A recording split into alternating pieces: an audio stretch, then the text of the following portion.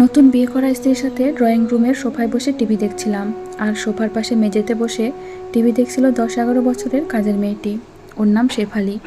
দরিদ্র ঘরের মেয়ে, বাবা নেই, মা আছে। আমাদের গ্রামে ওদের বাড়ি, সেই সূত্রেই আমাদের চেনে।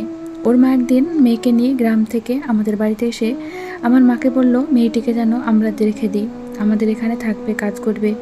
মা রেখে দিলেন। তারপর থেকে মেয়েটি আমাদের বাড়িতে থাকে। মাঝে মাঝে ওর মা এসে মেয়েকে দেখে যায়। আমার স্ত্রী মেয়েটিকে দিকে তাকিয়ে বলল, তুমি নিচে কেন বসেছ? সোফায় বসো। মেয়েটি আমাদের এখানে আছে 2 বছর হলো। সে সবসময় নিচে বসে টিভি দেখে। তাকে কখনো আমরা সোফায় বসে টিভি দেখার কথা বলিনি। মেয়েটি তাই অবাক এবং কিছুটা ভয় নিয়ে আমাদের দিকে তাকালো। সে বুঝতে পারছে না কি করবে। স্ত্রী তখন উঠে গিয়ে মেয়েটির হাত ধরে দাঁড় করিয়ে সোফায় বসালো এবং হেসে বলল, এখন থেকে সোফায় বসে টিভি দেখবে, কখনো নিচে বসবে না। মেয়েটি জড়সড় হয়ে বসে টিভি দেখতে লাগলো। কিছুটা দূর থেকে মা দৃশ্যটি দেখলেন। পরে মা আমাকে তার রুমে ডেকে বললেন, আমাদের সৌভাগ্য যে আমরা খুব ভালো একটা বউ পেয়েছি। আর বাবা বললেন, বউটি যত্ন নিবি। আমি নিশ্চিত এই মেয়ে আমাদের জীবন বদলে দিবে, ঠিক যেমন তোর মা আমাদের জীবন বদলে দিয়েছিল।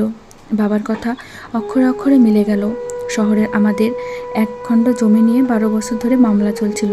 জমিটির বর্তমান মূল্য প্রায় 1 কোটি টাকা। জমিটি এক প্রভাবশালী লোক জোর করে দখল করে রেখেছিল। কিছুদিন পর ওই মামলার রায় হলো এবং আমরা জিতলাম। বাবা সেদিন আদালত কক্ষে আমাকে আবারও বললেন, বউটা যত্ন নিবি। কিন্তু বাবার কথা শেষ পর্যন্ত রাখতে পারলাম না। একদিন রান্নায় লবণ একটু বেশি হয়েছিল বলে গলা চড়িয়ে স্ত্রীকে বললাম, কি রেঁধেছ এসব? মুখেই তো দেওয়া যাচ্ছে না। আরও বেশ কিছু কথা বললাম। বাবা তখন ছুটে এসে ধমকে আমাকে বললেন, ওই খাবার তো আমরাও খেয়েছি, কই আমাদের তো সমস্যা হয়নি। আর মা বললেন, কথা ভদ্রভাবে বলবি, বেয়াদবের মতো কথা সহ্য করব না। আমি আর কিছু না বলে বড় বড় কদম ফেলে ডাইনিং রুম থেকে বেরিয়ে গেলাম। পরদিন অফিসে গিয়ে জানলাম বড় অঙ্কের টাকার হিসেব গণ্ডগোল হয়েছে, আর অফিসের টাকার দায়িত্ব যেহেতু আমার, তাই দোষটা আমার উপর পড়ল। বস আমাকে শান্ত গলায় বললেন, টাকার হিসেব যদি না মেলে তাহলে পুলিশকে জানাবেন এবং চাকরিও যাবে। শুনে মনটা ভীষণ খারাপ হয়ে গেল। পুরো অফিস তন্ন তন্ন করে খুঁজেও ওই টাকাগুলো সন্ধান পেলাম না। অফিসের বাইরে অন্য কোথাও রেখেছি কিনা তাও মনে পড়ল না। দুঃসংবাদে এখানেই শেষ নয়। সেদিনও জানতে পারলাম ওই প্রভাবশালী লোক যে আমাদের জমি দখল করে রেখেছিল উচ্চ আদালতে রায়ের বিরুদ্ধে আপিল করেছে।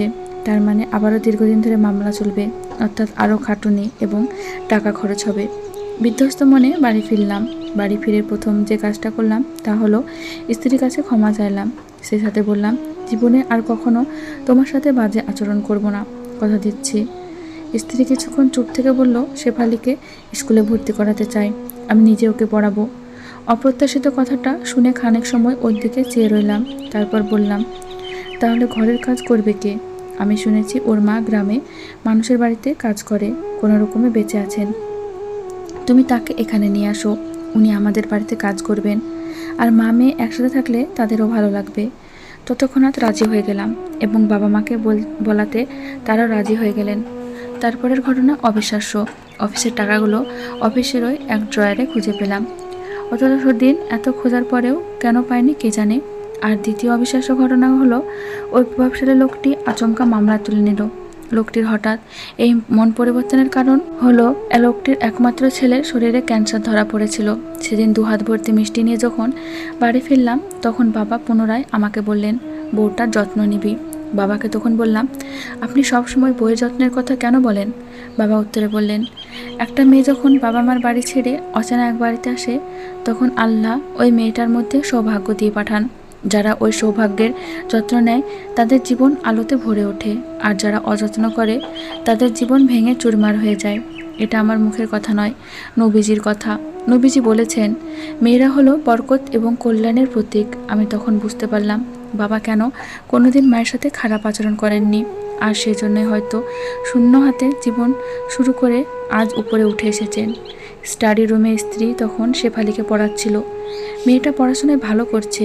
আমি দরজায় দাঁড়িয়ে স্ত্রীর দিকে তাকালাম। সে আমাকে দেখে হাসলো। তখন আমার মনে হলো, চাকরি এবং কোটি টাকা সম্পত্তি পেয়ে যে আনন্দ পেয়েছি তার চেয়ে অনেক বেশি আনন্দ পেলাম স্ত্রীর হাসি মুখ দেখে।